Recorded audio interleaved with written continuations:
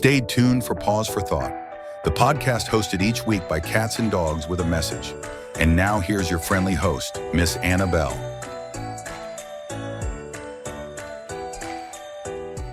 Hello, and welcome back to Pause for Thought.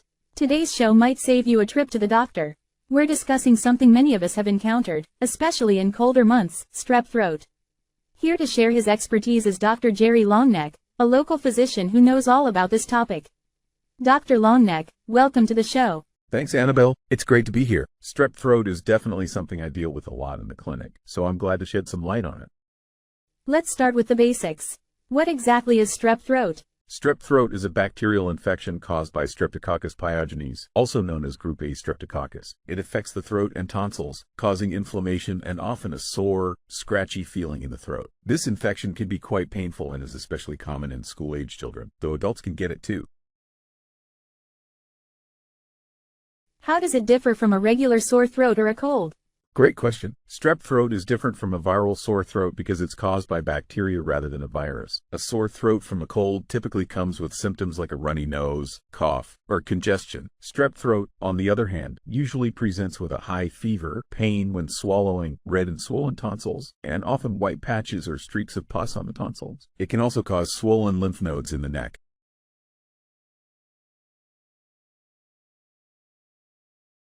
So if someone suspects they have strep throat, what should they do? They should see a healthcare provider. Strep throat needs to be confirmed with a test, usually a throat swab, and if it's positive, antibiotics will be prescribed. Unlike viral infections, bacterial infections like strep can be treated effectively with antibiotics, which not only help relieve symptoms but also prevent complications.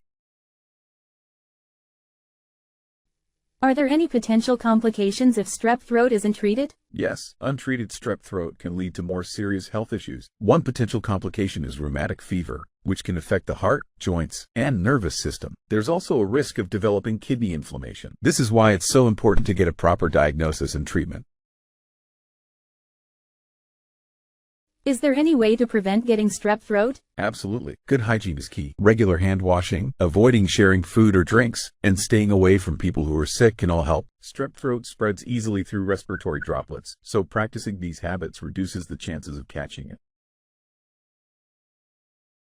That's great advice, Dr. Longneck. Thanks so much for breaking down the basics of strep throat for us. My pleasure, Annabelle. Always happy to help. And thank you to our listeners for tuning in to Pause for Thought. Remember, if you have symptoms of strep throat, don't hesitate to see your doctor. Stay healthy, everyone, and we'll see you next time.